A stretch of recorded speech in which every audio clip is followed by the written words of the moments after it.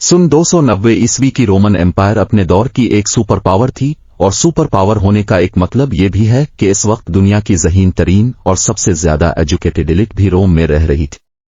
इस वक्त रोम में एक बादशाह गुजरा जिसका नाम डिक्लेशन था, और जब उसे पता चला कि सल्तनत की इस ज़हीन तरीन एलिट का एक तबका खामोशी से सोना बनाने की कोशिश कर रहा है, तो उसे डर पड़ा कि उस तरह तो एम्पायर की दौलत की वैल्यू कम हो जाएगी। लिहाजा इसने उन लोगों को गिरफ्तार करवाना और उनकी किताबें जलवाना शुरू कर दी।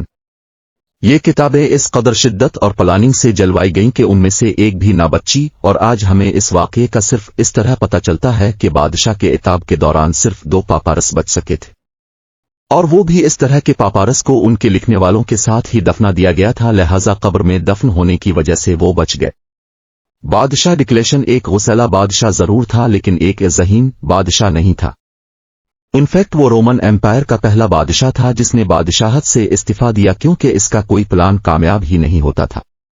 मगर जिन लोगों की किताबें उसने जलवाईं वो न सिर्फ एम्पायर की ज़हीन तरीन एलिट थी, बल्कि जहानत में बादशाह से कई कदम आगे भी थी।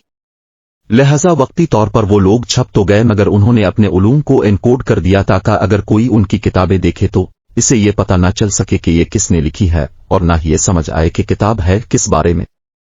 लेकिन सोने के लफ्ज को उन्होंने सुना ही रहने दिया, क्योंकि सोने का लफ्ज तो पहले से ही एक पर्दा था। दोस्तों, उम्मीद है आपको हमारी वीडियो पसंद आएगी। वीडियो मुकम्मल देखें और सुनें, और साथ में चैनल को सब्सक्राइब करें और घंटी का निशान दबाना ना भूलें। तो चलते हैं बाकी की कहानी पर।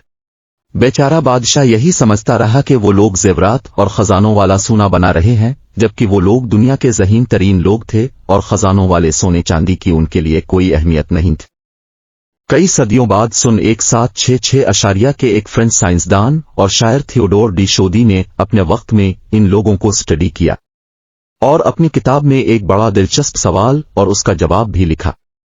सवाल: जब फलसफी सोने और चांदी की बात करते हैं तो क्या हम ये समझें कि वो असाउ सोने और चांदी की बात कर रहे हैं जिसे हम सब जानते हैं? जवाब: किसी सूरत नहीं। जिस सोने और चांदी को हम जानते हैं वो तो बड़ा बेजान और मुर्दा है, जबकि फलसफियों के सोने चांदी का तसव्वुर तो जिंदगी से भरा पड़ा है। कौन थी वो रोम की ज़हीन तरीन एलिट? कैसे उन्होंने किताबों को इस तरह एनकोड कर दिया कि हम उन्हें समझ भी नहीं सकते? लेकिन सबसे अहम सवाल कि रोमन एम्पायर की इस ज़हीन तरीन एलिट के लिए जिंदगी से भरपूर सोने चांदी का क्या मतलब था? नाजरीन, 40,000 सालों के इल्म और कहानियों की सीरीज के दिलचस्प तरीन चैप्टर्स इंशाअल्लाह जल्द आपकी खिदमत में पेश होंगे।